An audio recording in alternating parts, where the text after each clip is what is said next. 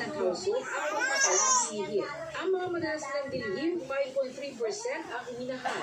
Si John ang hindi na alam kung paano pagkakasya ang budget. Sobrang dikit ng gastusin ngayon. Yung hirap mag-budget. Ayun, yung sa kuryente ko, may disconnection kami. Hindi ko naman naramdaman yung bumaba yung presyo ng bigas. Hindi ko naman naramdaman. Halos ganun pa rin. Pero ngayon ang aprobado na ang pagbaba ng tarif sa imported na bigas sa 15% mula sa 35%, tinatayang bababa ang imported na bigas ng 6 to 7 pesos kada kilo ayon sa PSA.